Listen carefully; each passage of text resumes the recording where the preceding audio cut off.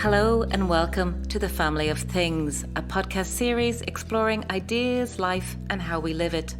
I'm Helen Shaw and my guest this week is Dr. Shane Bergin, a scientist who says his mission is to share and communicate the beauty of physics.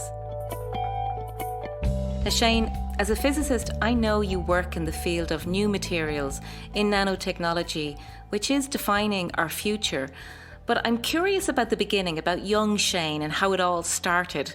Were you always the inventor, conducting home experiments as a child? I mean, what was on your Santa list? Lego was the thing that I loved as a child. But you hit the nail on the head when you said inventor. I remember as a very young child playing with Lego, and I'd be building things, and my dad or my mum would ask me, what would you like to do when you're older? And I'd always say inventor. And I think that came from many places. My granddad, when he worked, he was a mechanic and he mended tanks on the Curragh camp. And so he was very inventive in the way he'd approach things. And I spent a lot of time with him. My dad, too, is a scientist, albeit a biologist. So I spent a lot of time in the lab with him. As a child, I remember standing up on stools and playing with things where appropriate. And that really encouraged me to explore and to think about things and to try and understand the world and just to play with things. So I also, from my grandmother and my mother, spent a lot of time in the kitchen with them, baking and playing with stuff there. And I think there's a huge amount of inventiveness involved in those pursuits too. Because you're a good cook, huh? Yeah, I love to cook. I find it very relaxing to come home in the evening and spend an hour cooking.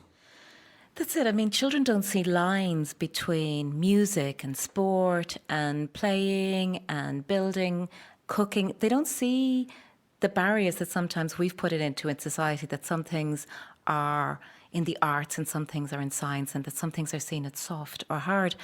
I mean, I go as far back in school that I remember in my school, the head nun, and there was a nun then, saying when we got to the choice part in secondary that it was either science or domestic science. Yeah, when you go to school, the barriers between subjects were put up so soon after entering into education. And I think that's unnecessary. Like the skill of being verbal and being communicative, things that we'd associate with writing and English, they're essential if you want to be a scientist because communication is at the heart of science. Similarly, mathematics is very important for music. Symmetry is important in drawing. I could go on. So there's all of these things. And what we need to see is that we want to create an environment where people can be allowed to sort of develop their own potential. And that might be a very unusual mix of subjects that to that nun that you went to in school would be completely sort of, no, you can't do that. It doesn't fit with the timetable. So I think like the likes of junior cycle reform at the moment, where we're moving away from these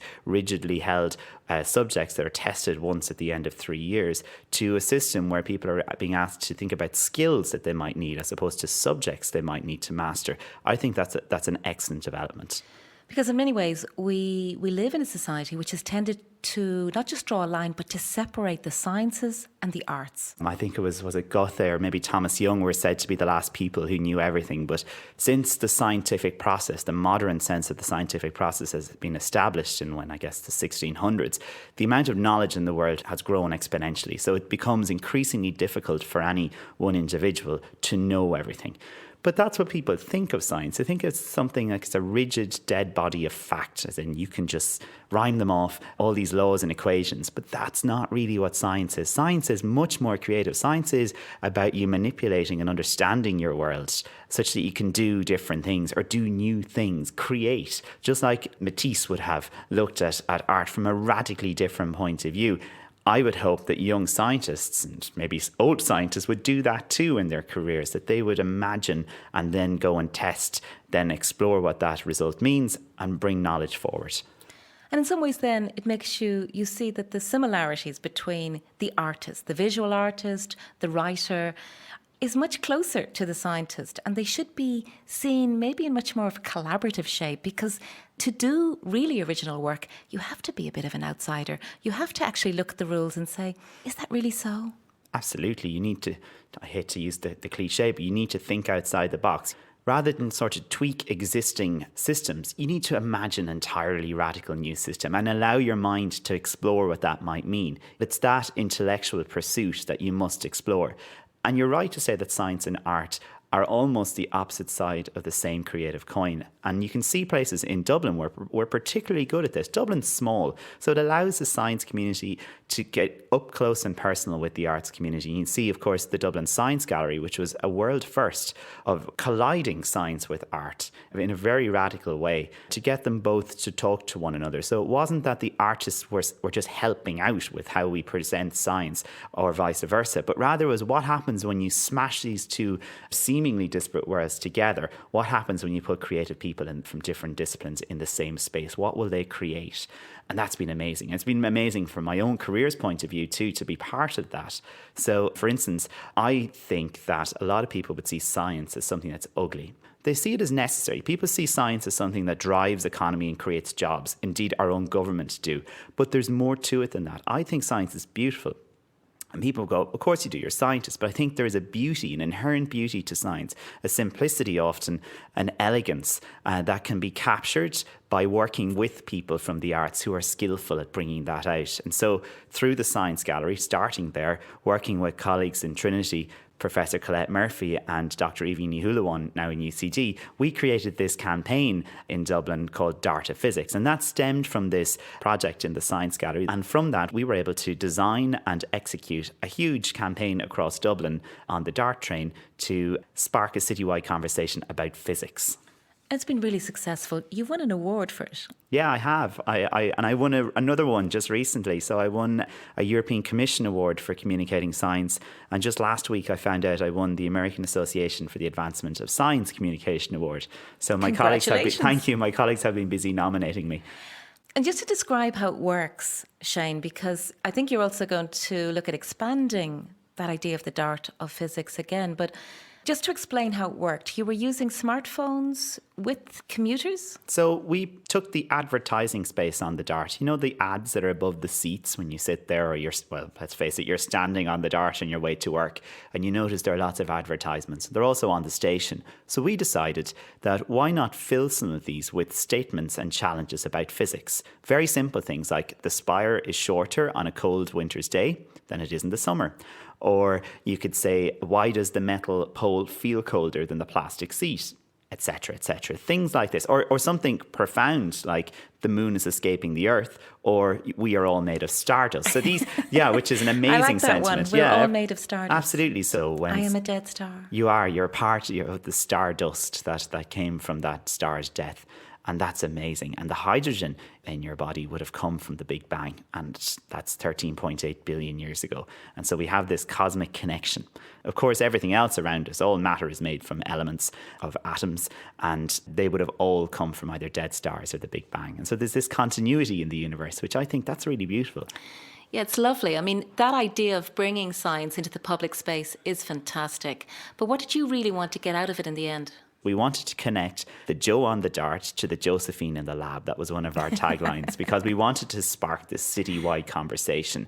Rather than us just lecturing and telling people and having a dead advert, we wanted it to be the catalyst or the seed for the conversation so that when people go on the website, they would start to interact and they would talk to people. They'd follow scientists on Twitter and they'd start to see these people as human with human pursuits and human failings and human interests and start to see what makes Shane Bergin mentally passionate about the materials he works with. Why does he find that so interesting? When the average Joe or Josephine might think, that's a little bit weird because why is he so into it? Would he not just be an accountant?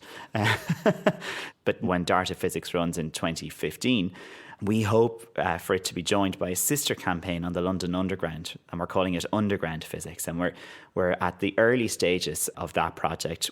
We're working with the Institute of Physics, who are the professional bodies for physics in the UK and Ireland, to make that happen. And it would be incredible because millions of people from around the world take the London Underground every day. So it is an iconic symbol. It's a global brand. Audience. Yeah, absolutely. And so we want to reach many people through the London Underground.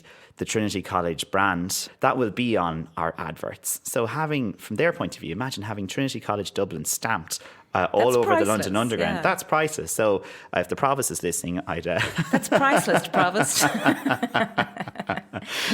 But that's not why I do it, of course. Shane, just what drives you to communicate? Because in a sense, we could talk about what drives you to invent and your work in new materials, but it's equally interesting that you're one of maybe a growing number, but it's still a small number of scientists who are driven to actually break the barrier between the non-science body, the public, and the scientists. Why do I like to communicate? Well, firstly, I find it really enjoyable, and that's first and foremost. So when my mind wanders, or when I'm meant to be doing something else, often I find myself kind of gravitating towards this. The universe pulls me in that direction. And so sometimes I just go with it because I think... It's destiny. Well, I don't believe in fate, but... As a scientist, it's probably unlikely. But I guess it's maybe the path of least resistance, to use a more scientific term. I guess when I allow myself to be creative in that space, I feel like I get a better response from the environment around me. It's a talent and a skill, and in achieving that result and communicating, which is a bit like teaching on a broader scale, it obviously makes you feel good. Well, I love to teach, and it's an aspect of my job that I really, really enjoy. And I see it too as somewhere where I can do research and be creative. I think there's a perception out there that when you come to university, all of that rote learning that you would have used in school goes out the window. And now it's all this high intellectual pursuits. I don't think that's true. I think that universities are as guilty as second level schools for rote learning. And so I wanted to explore ways to move away from that, so that a physicist who goes through a degree, or an engineer in Trinity College, will come out with critical skills, creative skills. And these are all higher levels of learning, as educationists would tell us. The lowest level of learning you can have is just simple recall and then understanding. You should be creating environments where students can be analytical and can be creative.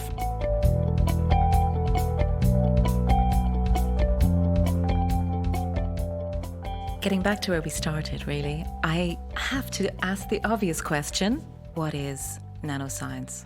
Oh, great question. So, nanoscience is the study of materials where one or more of their sides is on an atomic scale. Now, what does that mean? If you think of a box, right, or any real object, right, it has a breadth, a width, and a height. Right, so we have called this a three-dimensional object. Imagine a ream of paper that you put into the photocopier. So that has a height, right, as well as a width and a breadth. If you were able to separate that material, if you're able to pare it down such that it has basically a height that's only maybe an atom or two big, then we'd say that's a nanomaterial. So one of its dimensions is shrunk down to a tiny, tiny scale. And that would render the material incredibly different. Matter behaves very, very differently on an atomic scale than it does on a real big world scale, like the scale that you and I live in. And that's interesting from a physics point of view because they behave differently. And so tapping into that difference is what's the secret, what is the secret of nanomaterials. And it's often at the moment when we're talking about nanoscience or nanotechnology or nanomaterials that it still feels very futuristic and new, but actually it's been around for quite some time. Well, yeah, so nanoscience, I guess, it's a result of a huge explosion, a revolution in physics that occurred at the beginning of the 20th century. Physicists kind of thought we'd everything wrapped up. We'd figured out how old the world was, which was a huge problem at the time. And we thought we understood almost more or less everything. We thought we knew of all the unknowns and that it was a matter of time before we solved them. But then many scientists, or one in particular, discovered this world of quantum physics. And this was that things will behave very, very differently when you can get down to an extremely small scale. And at the time, it was completely just out there. It was revolutionary. It was like a complete change in thinking. And it was thought that there wouldn't be any application to this, right? It's like the way we look Science at CERN fiction. now. Yeah, science fiction, right? The Higgs boson sort of level of distance from the regular man and woman. But since then, scientists have been able to start to exploit properties on the quantum and nano scale. And in the 50s, the great Richard Feynman said, there's plenty of room at the bottom. And that was referring to the fact that there's plenty of interesting physics for us to understand and quantify for materials that are very, very small.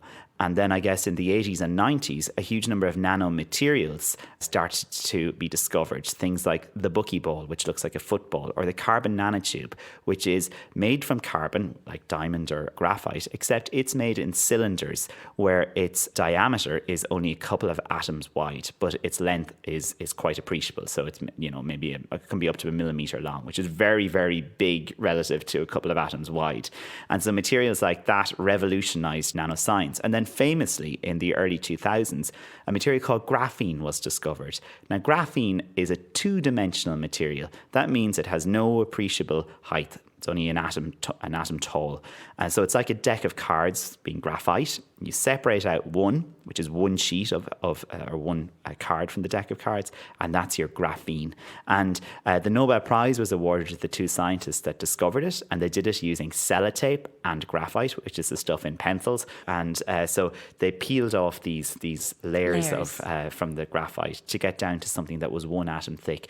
And it was amazing because scientists thought before that a material in this configuration with something that has no real height, that it couldn't exist. It would just roll up, that nature wouldn't like it. But they isolated it, they found it. And it is the strongest, most thermally conducting. It has so many superlatives, material that's ever been discovered. Light. Yeah, it's extremely light as well. What's special about things like graphene or carbon nanotubes is they offer perhaps more. They are, I imagine, going to be used for things that we can't even think of today. So that science fiction probably thinks of more laterally for us. Absolutely. So a lot of what nanoscience has done to date has been fixing existing problems, right? So you think of a smartphone battery or a smartphone screen. These are areas that are demanding from a material point of view and a lifetime point of view, as anyone who's dropped one knows. Yep. So making them that are tougher, a battery that can last longer, that's all things that nanomaterials can do. However, they're solving existing problems, right? So what really will be the huge leap is when somebody thinks of an application of one of these nanomaterials that has never been thought of before, right? So I'm talking about the invention of something like a new laser or something like that, something of that level of kind of newness. And when it's discovered first, I guarantee you, nobody will know what to do with it for about 10 years. And we'll probably dismiss it. Yeah, absolutely. Like we have years. done with so many inventions or so many leaps. How do you approach that with your students to actually get them to say that even though the ground may seem fixed and things that we now take as being very solid pieces of science, things could change? I guess there are two sorts of advances in science. Well, there are three. There are ones that are incorrect, firstly, right? And they'll be proven very quickly to be incorrect by the lack of evidence. There are those that are incremental, and that's the majority of science. So I think science headlines every week should be group of scientists make gradual improvement to existing theory. And that would be great because that's what we should all do. Another brick in the wall.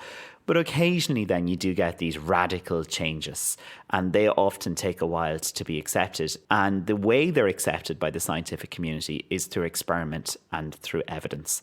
And that's what we try to get our students to look for. So in the undergraduate labs that I teach, I would ask students to maybe demonstrate a phenomena or maybe calculate something. And at the beginning of the year, they'll find it difficult to distinguish between sort of things that they think they know and things that they think I want them to find. And so I'm like, no, imagine that I'm a complete novice, that I've just arrived from Mars and you have to produce evidence to convince me that you're right. So it could be something as simple as when you drop an apple from your hand, you know it falls to the ground and you know why that happens, right? And even if you don't understand it, you'll intuitively know if I let go of the apple, it'll fall, right? Now, why does that happen? Well, it's because gravity is acting on it and there are forces between these two objects. But trying to get the student to think, okay, I need to move away from just assuming that people know things and taking things as given. Rather, I need to construct an experiment that will demonstrate what that phenomena is and measure things associated with it, such that I can convince this fictional Martian that I'm right.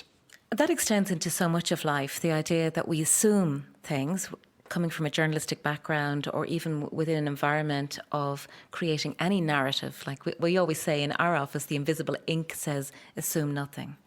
Because in many ways, we're geared to walk in and make those assumptions as human beings psychologically. We meet people, we make assumptions, we see something happen, we start to construct an assumption. And then the second part you're saying, which is also then we predict what somebody might want to hear. And that bit in the middle of actually figuring out what is provable, which may not be the popular answer, but it also may contradict the assumption, can be where people can become real outsiders. There is a school of thought that say it's not found until you tell people, right? So people have invented things in the past that get no credit for them because they didn't tell the world. This goes right back to the beginning of modern science, where people like Newton and Leibniz argued over who invented a form of maths called calculus. And it's all about who said it first, right? So that's a huge element there. So if you're being a contrarian stuck in the middle in your scenario there, it's up to you to find evidence to win people over. But it's also up to you to actively listen. And I use that word active deliberately. So it's not that you would listen to someone just wanting to pick out what you want to pick out, but rather that you will go through the process of really being receptive to hearing what they have to say. And scientists are good at that. Scientists go to conferences and we write to each other through journals and letters, basically to find out and to listen to what we've each discovered. And we put that in the context of what we think we know. And then as a community, we move forward. It's interesting because in many ways our approach to science, discovery and invention is not a communal one.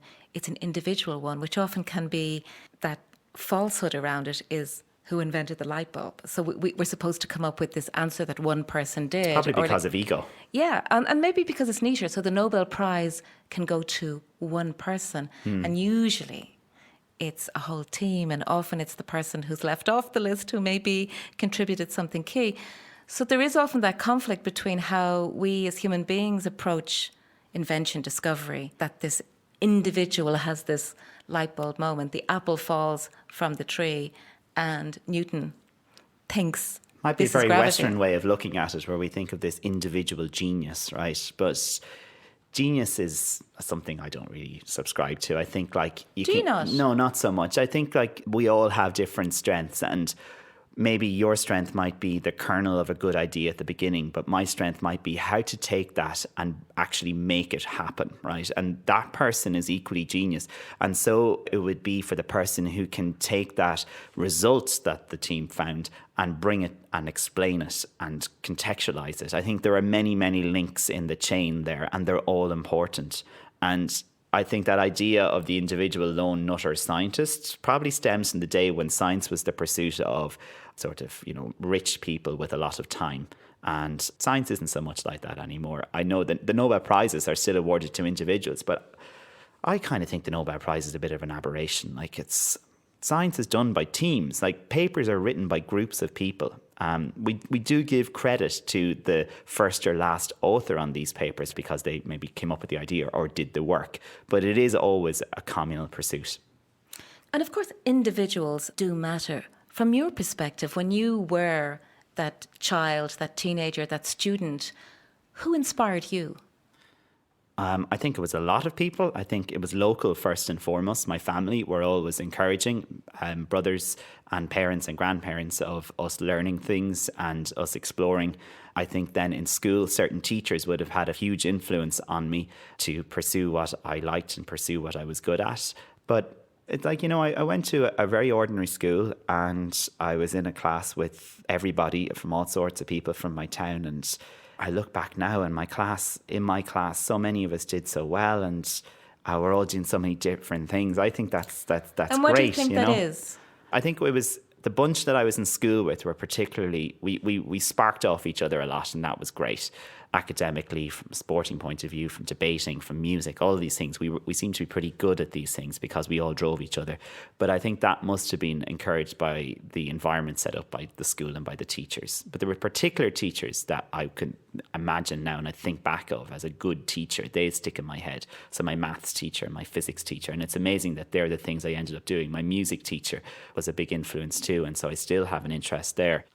I think the power of one good teacher, of one good lecturer is incredible.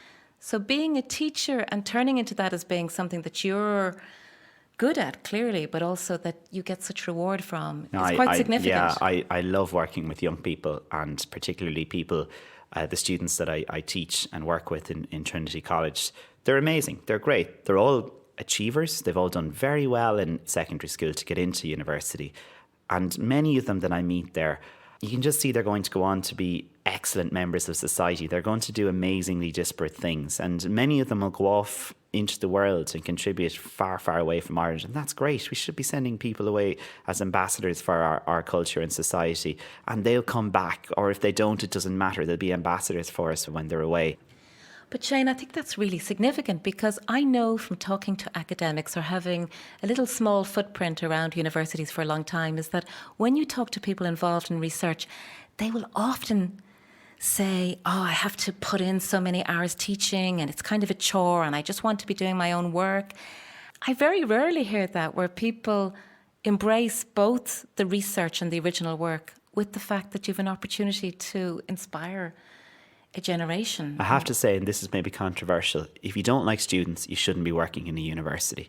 Like, that's what it's about, right? Research is huge, and of course you're focused, but all your research will be done with students. There might be postgraduate students, but you'll be working with young people the whole time. And so I know people that would think like that too. And I was just thinking as I was walking into work the other day, why do they do it? Like, they could do anything else. A big part of how we think about science is about education. Absolutely, and to me, it's they're all not, wrapped up. If it's all about research and outcomes, we miss the point that somewhere along the line it has to be about actually getting a sense that the baseline is strong. Like, I mean, I think the main thing is that you really need really good primary teachers. Absolutely. And if a primary and secondary school teachers, or just people going into society, we've no member of the Oireachtas that I can think of who has a background in science, maths, engineering or technology. So how can we expect a government to make smart decisions about those things, which they themselves say are a driver for an economy, if they don't have a background in it? They're relying on people to tell them things, as opposed to having an intuitive understanding of that themselves. If our teachers, who are the ambassadors and who are the creators of the next generation of young scientists and engineers, if they themselves have a very limited education in science from their experience in university, or maybe a negative experience of university science, then how can we expect them to be the force of change for children? So it's really important that we look at the way we educate in university, and that's an active area of research for me, and it's something that I've only recently started to do, but I really enjoy it. And I like it because I get to work with people in the humanities. I get to work with social scientists. I work with a professor in the School of Education, Colette Murphy. And the two of us have our backgrounds in science, but we have a very strong interest in how we educate. And so we conduct research on the way that we teach and learn physics and engineering in college. We're having an influence. We're changing things, and it's for the better, I hope. Just to stick with the point of policy, what is your dream in that, in a kind of a society which had a more informed, a more literate approach to science, and where there might be a connection into policy? My dream or my goal would be that people in a pub or people around a dinner table or at a family meal or whatever, any sort of social situation, that they would be as likely to talk about something that happened in the science world as in the sports world or in the politics world. And so that people feel they can have an opinion in it. And at the moment, I think that people who are not scientists would feel, oh my God, I wouldn't open my mouth about that because I'd probably be wrong and I'll only expose myself as being a bit of a fool on it. And I think that's really unfortunate, because I just wish people would talk about it. And like, obviously you'd like if they were talking about it in an informed way, but just like if I start talking about sport, the amount of stuff I don't know is huge, right? I haven't a clue about it. But yes, I'd have an opinion when the World Cup comes on, right? Because it's topical. So I'd like science to be topical every so often, because there are a huge number of issues in our society that will be solved or will be influenced by science. Though all opinions aren't equal, and I suppose one of the things which is coming, as you say, from literacy, and we see it in the discussion around climate change, in that when you get into an environment where everybody has a sense of the validity of their opinion and they've removed from that structure, you've said, where there has to be some proof, it's anything goes. I know, it's really unfortunate. And there again is something that we could do through education, so that people don't see science as a body of fact, but they see it as a process. And this is critical. So it's going back to those first year students in the lab, that they will go through a process to build evidence or to gather evidence and then present it. and that their argument stands or falls on the evidence and the experiments that they have conducted or found. And so we must look at things like homeopathy and climate change and very things that are seen as controversial in the public discourse in that light. In terms of finding a proof around our assumptions. Absolutely. And that's the common thing about, you hear areas like homeopathy that scientists will say, look... You kind of hate homeopathy. I do, yeah. Because, I think that there's no evidence ever put forward for this that's believable, right? And if they all say, oh yeah, well, you're just biased or whatever, science doesn't know everything. Well, science knows it doesn't know everything, but it has a method to test it. And when we test these pseudosciences using the scientific process, they don't work. And so what the people who defend them will say is, well, your process is flawed. And you're like, really, So Shane, I get the whole scientific need for proof when we look at things like homeopathy. But then you see the conflict between science, say, and faith-based religion. And you have scientists like Richard Dawkins or Stephen Hawkins coming out very publicly against the idea that there is any correlation or any ability to have a belief in God in a science-based world. Well, Richard Dawkins is interesting, you mentioned him. I think Richard Dawkins does himself no good service. He's way too evangelical. I just get the impression, I don't know the man, I get the impression that he would find it hard to accept evidence that disproves something that he believed in. Right now, that's just my own belief. But, you have to be careful doing From your that as a perspective, scientist. is there room for God or a God-based faith and science? I don't know, and I don't want to say that I have a scientific opinion about religion because I don't know anything about it. I've no evidence to say one way or the other.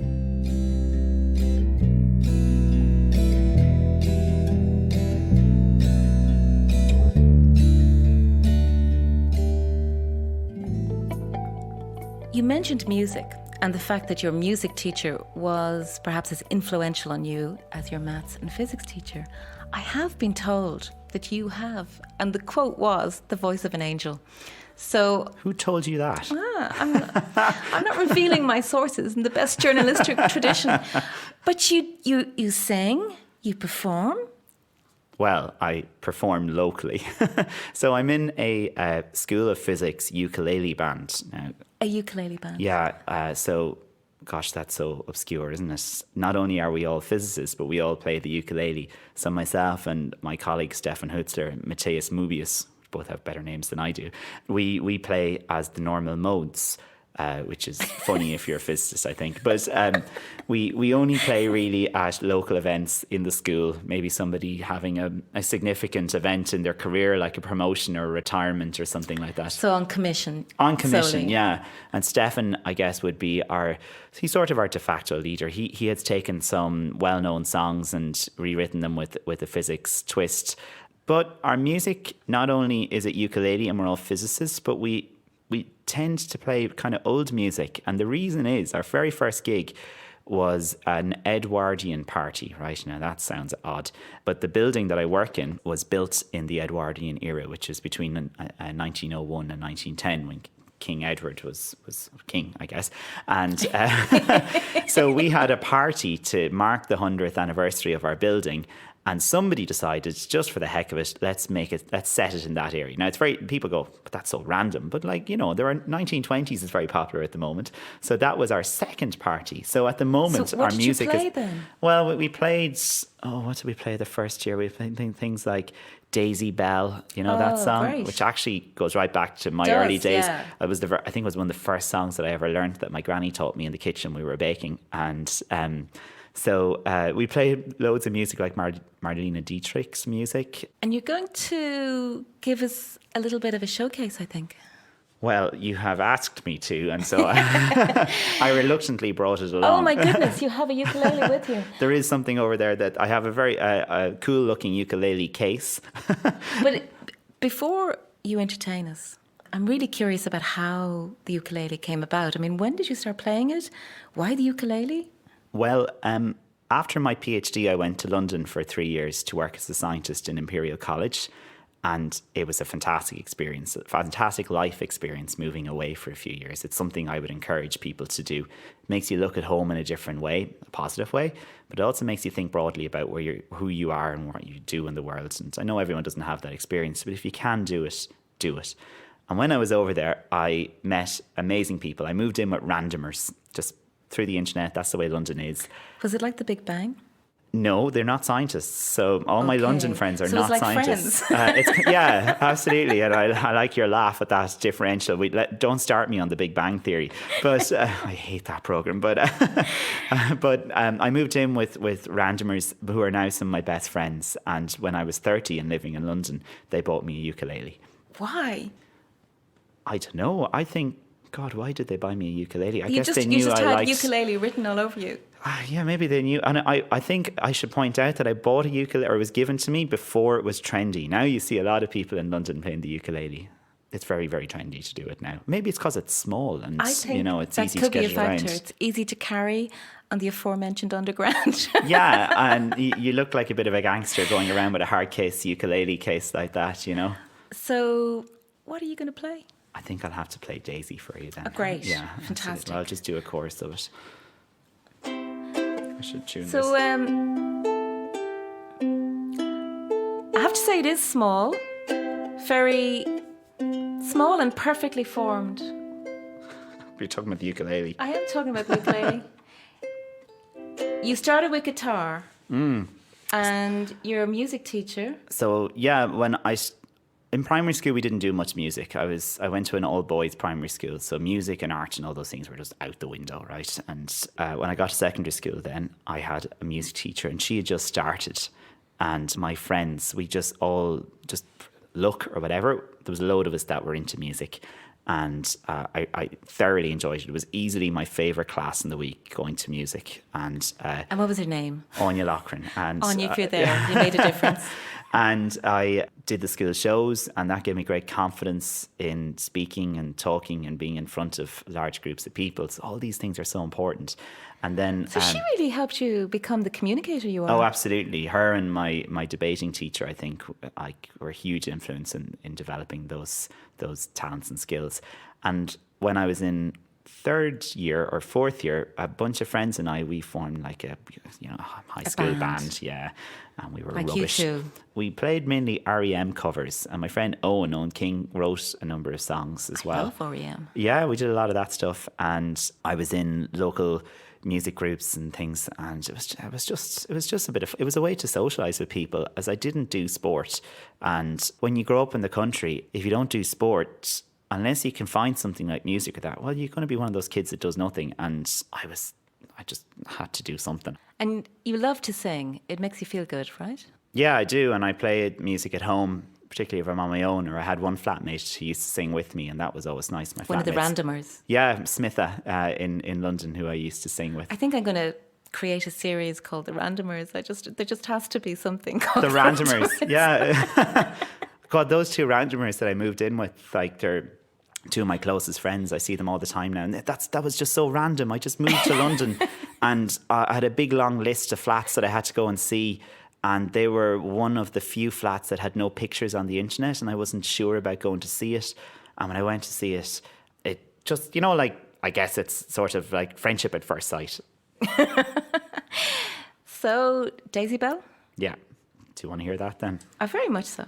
It's early now, so we have to forgive me. Let's sit out of tune.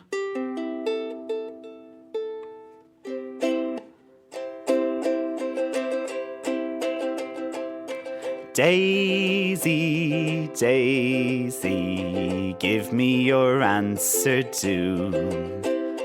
I'm half crazy, all for the love of you.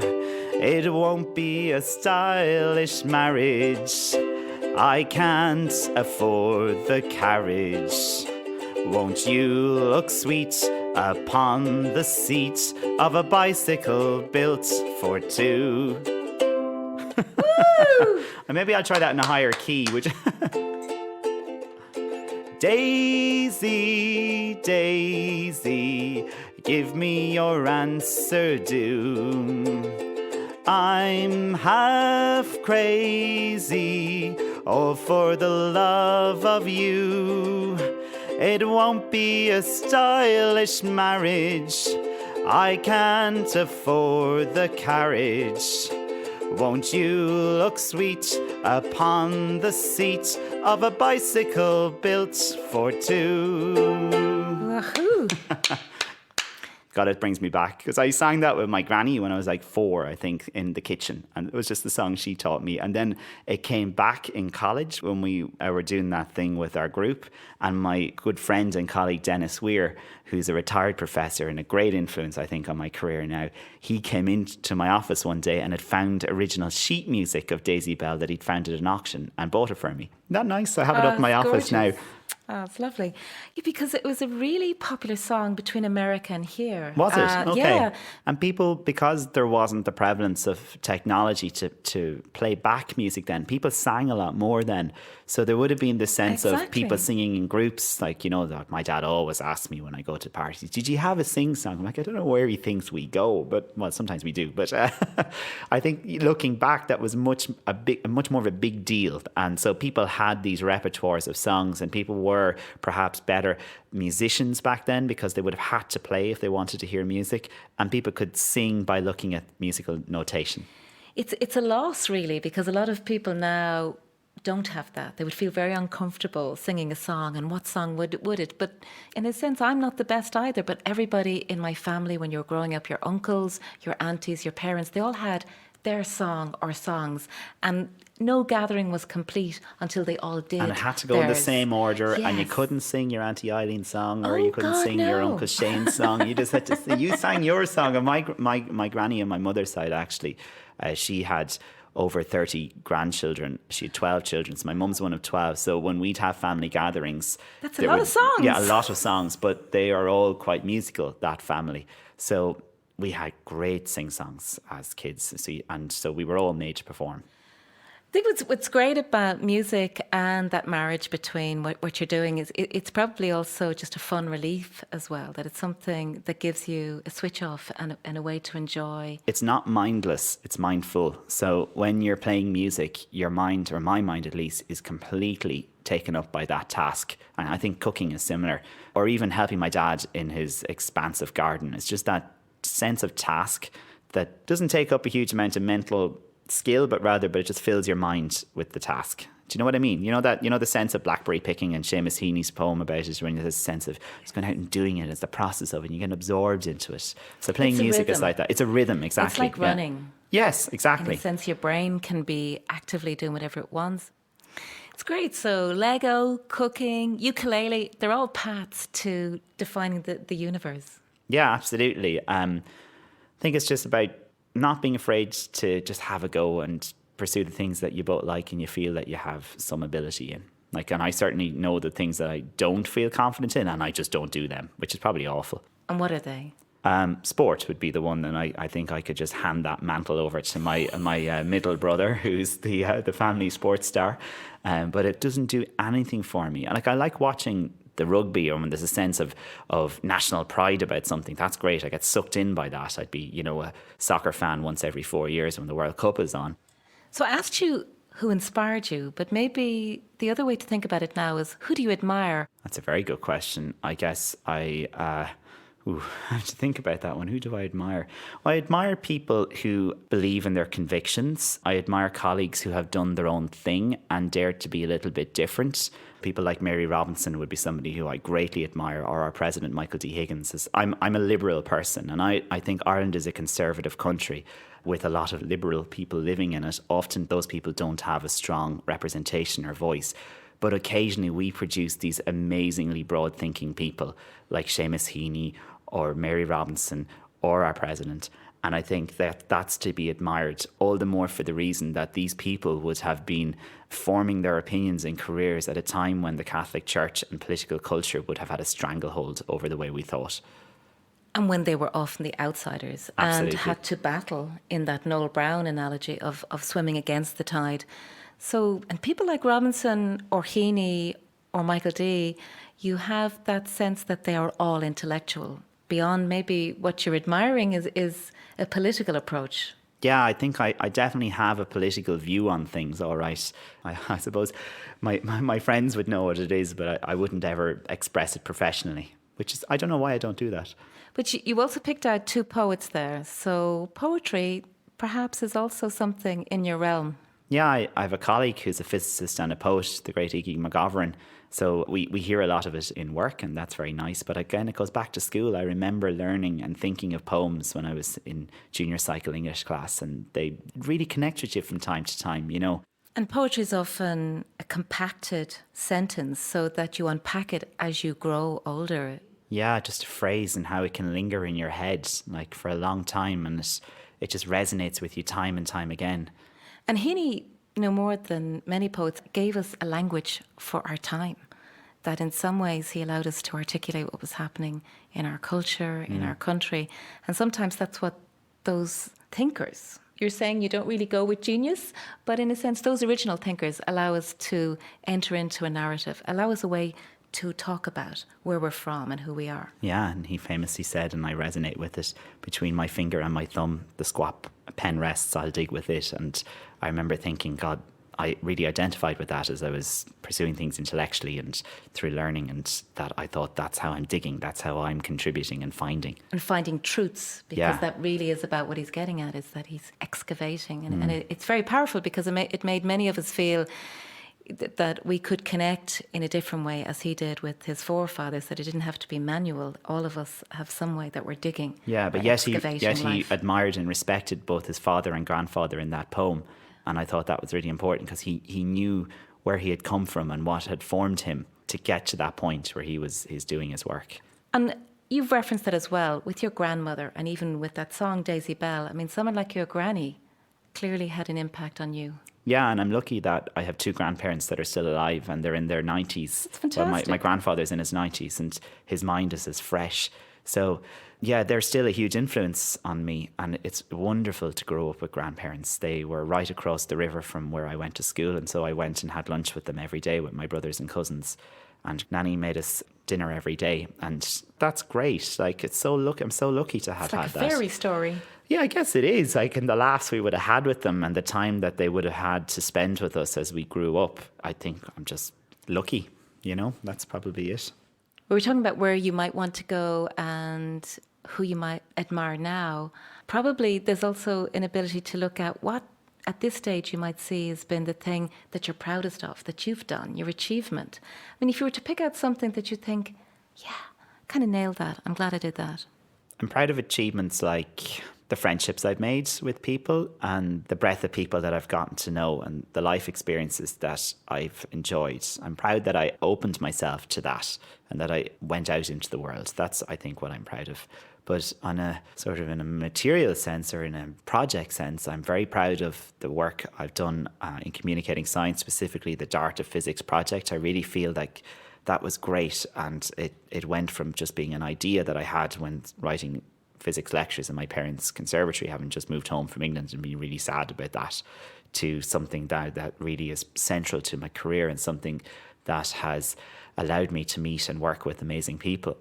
And I'm proud of any student who comes and talks to me about a positive influence that I've had on their learning or their careers. I was kind of expecting that, because I think for a teacher who likes teaching and who has that impact, it must be amazing when you see the student coming back, even already after a year or so, and saying, you made a difference in my life. Yeah, it can be little things, just like listening to somebody who's having a hard time. Maybe as a PhD student, something isn't going right for them with their supervisor, and that you just have a coffee with them and you give them the chance to vent, and then maybe try as best you can to offer some advice as to how they might get out of it. And you think, God, that was only a half an hour of your time, but maybe that issue is keeping them awake for nights, and you just try and remember times in your own career, in your own studies, that you struggled with something. And I think if you can put yourself in the shoes of that student, it motivates you to help. Dr. Shane Bergin, ukulele playing, cook, teacher and physicist, thank you very much for your time. Thank you.